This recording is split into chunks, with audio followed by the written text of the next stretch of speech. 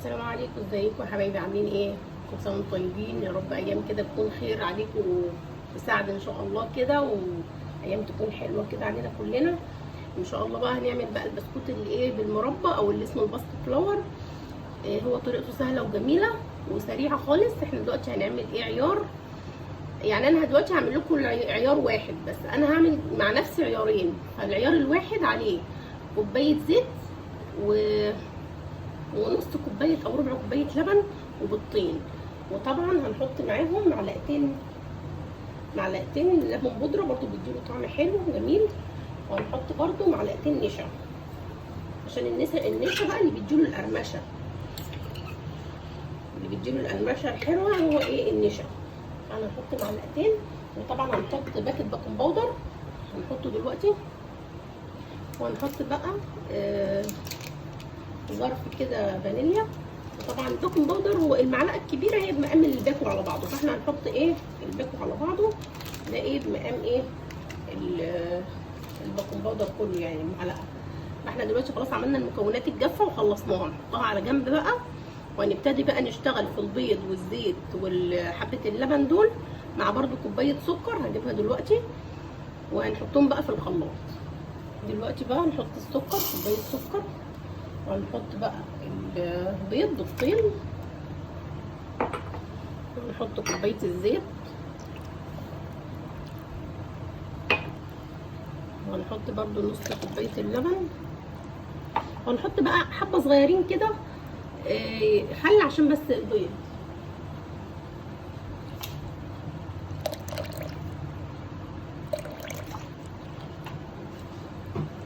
وهنضربهم بقى في الخلاط لغايه بقى ما ينعموا خالص، وهنوريهم لكم. دلوقتي بقى احنا خلاص خلصنا ايه، خلطنا الخليط بتاعنا. هنحطه بقى ايه في طبق كده غويط، ونحطه على جنب بس كده عقبال ايه نقلب مكوناتنا الجافه كلها اللي احنا حطيناها، البيكنج باودر على الفانيليا على اللبن البودره، كله كده نقلبه في بعضه، وننزل بقى بيه واحده واحده على الايه الخليط ده. دلوقتي واحنا بنحطه بقى هنحطه ايه، بننخله كده بسيط، واحنا بنحطه على الدقيق برده، عشان كل ما بتكون الحاجه نخلها كذا مره بتديكي برده نتيجه حلوه وكويسه ايه وانت بتعملي الحاجه. فاحنا دلوقتي بقى هنحطه هنا كده واحده واحده على الخليط السائل بتاعنا، ونشوف بقى هنعمل ازاي. دلوقتي بقى احنا حطينا شويه دقيق، والباقي الدقيق هنا حطيناه برده هنحطه واحده واحده بس ايه نوزع دول كده مع الخليط شويه.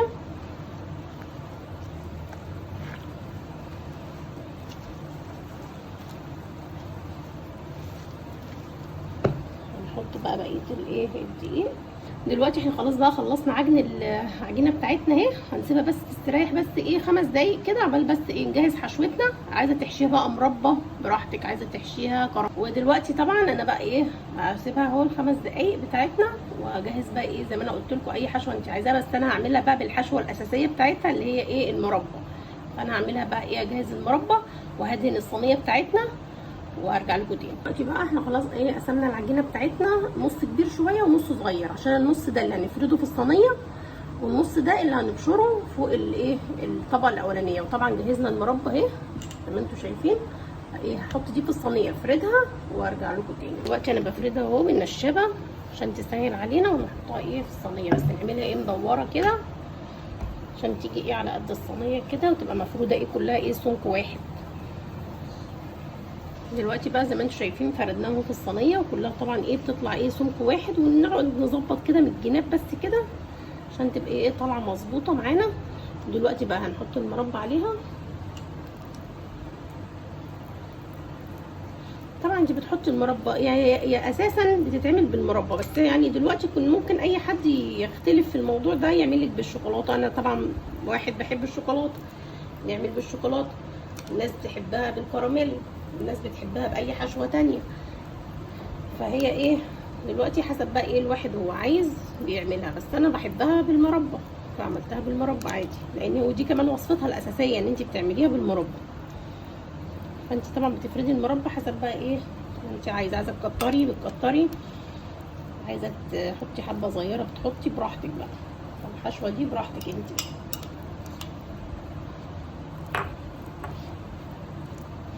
فانا بحبش اكتر المربى قوي علشان يعني ايه ما بحبش السكريات يعني ايه تبقى زياده.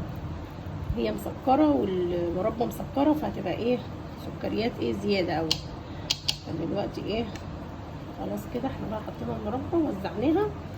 هنجيب بقى الجزء التاني وايه ونشوف هنعمله بقى ايه فوقيها ازاي. دلوقتي بقى احنا عندنا مبشره اهي، هنمسك بقى حته حته كده. انا قسمت الحته مرتين برضه عشان خاطر ايه اعرف امسكها كده واعملها. تبشري بقى كده بالراحه، تنزل معاكي ايه بشرات صغيره كده.